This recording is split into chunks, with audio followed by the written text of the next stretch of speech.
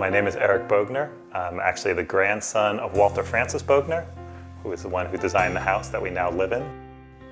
It was a house that he built for his family, his wife, and my father, who was an only child.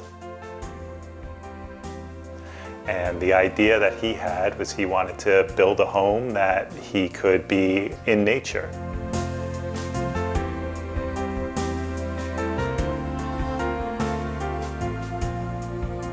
I used to come out to this house mostly over Christmas, so I really saw this house a lot in the winter.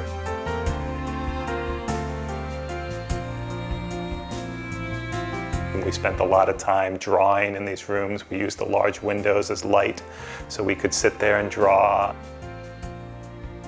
It was almost like a retreat every time I came up here. My grandfather was really big in this house of bringing in nature into the home. So the idea that he used fieldstone, where a lot of other modern architectures use slate, he used fieldstone to bring in this warm sense of the walls that are all around New England, and then bring it straight into the home and form the fireplace. And that's moves like that, you just get lost in some of the architecture of today. My grandfather talked about the idea of the spaces being efficient. And so if you had the right living space and if you had the right space, you could live in less space. One thing that was extremely important to my grandfather was reading. And so my grandfather wanted a place that was quiet and that had wonderful natural light, and the way that the natural light entered into the room allowed it to hit the page and you didn't get weird reflections or anything else. So he built that room around that just for that reason.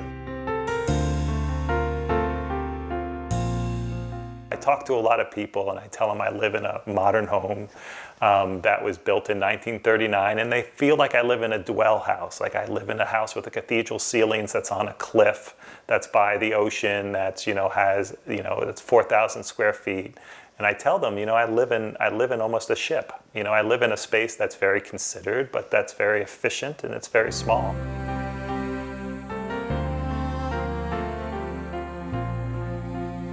Things that I love about this house that few people notice is the garage has a curve to it. So he kerf cut the boards in the garage.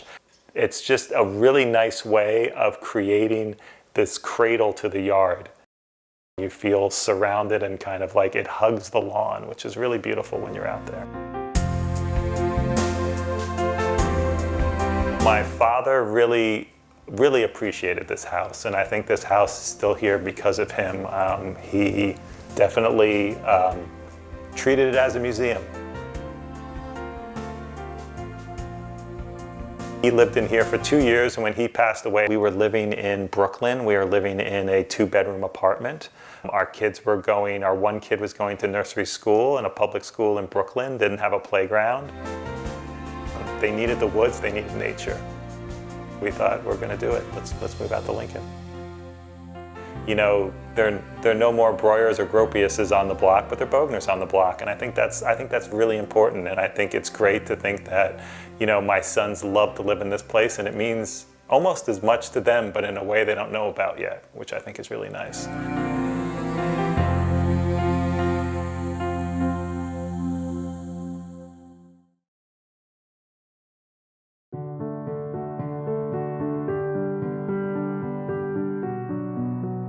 I'm Woody Arthur. I'm a practicing architect, and I live in a 1956 modern house in Lincoln.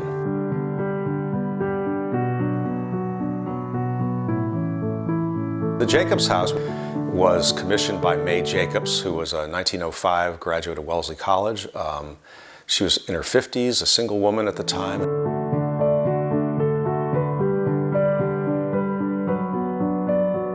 As you walk up to the house, you have this enormous stone wall in front that starts to tower over you as you approach. And if you actually walk around the big stone wall, the wall returns and becomes more of a mass. There's only 2 openings in that wall. There's 2 vertical slits. They might recall lancet windows or even arrow slits.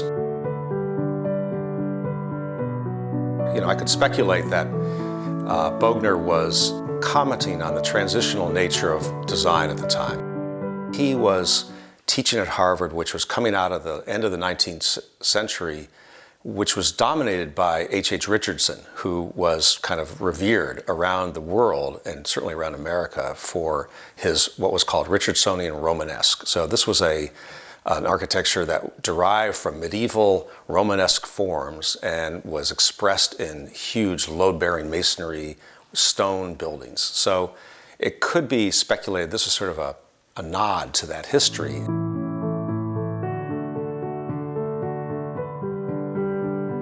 The siting of the house seems to be deferential to the landscape in a very positive way, in that there's kind of a grove of trees that you walk through as you approach the front door.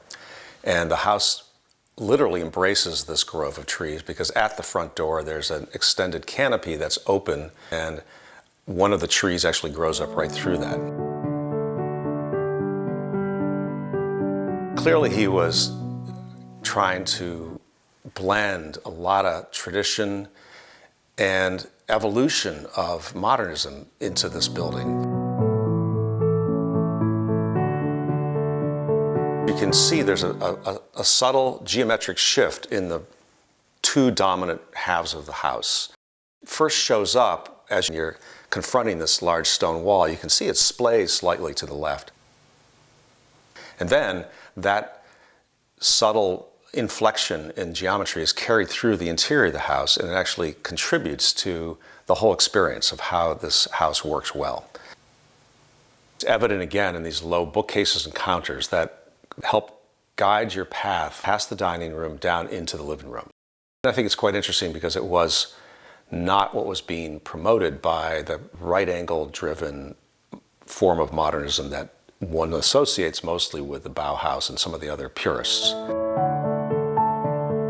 This sequence through the house, then you're drawn down into the living room, and that opens up to this spectacular view over Beaver Pond.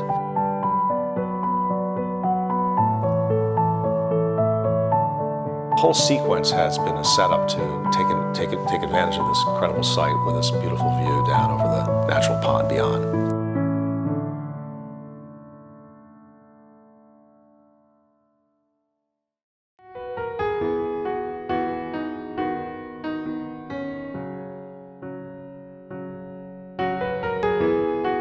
I'm Schwann. I married Bill in 1959. I came here in 58 and I went to Boston University.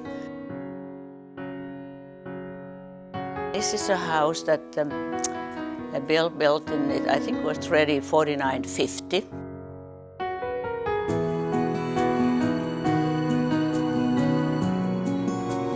His parents and grandparents lived in kind of an Victorian house in Indiana and Kentucky, and no, he said he wanted to get totally out of that. So then he got in touch with Mr. Boger, and first of all, I'm a musician. I like high ceilings, and then I like big windows so I can see outside. I'm moving to live among the trees. That's what was my whole purpose of moving here. December 1958, and he invited me to come and visit. I said, oh boy, yes.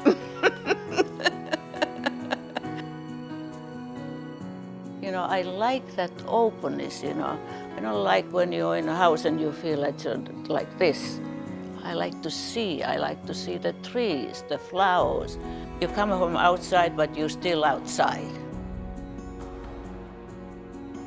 It's not an enormous space, but the way everything is fit into it is very nicely done, in my opinion, yeah.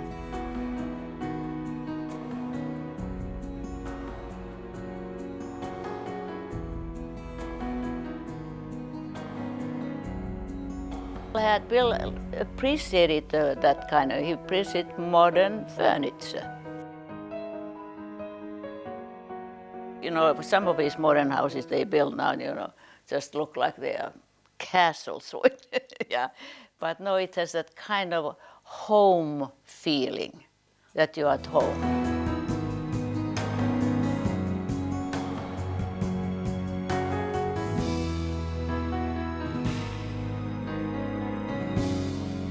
I love it, yeah.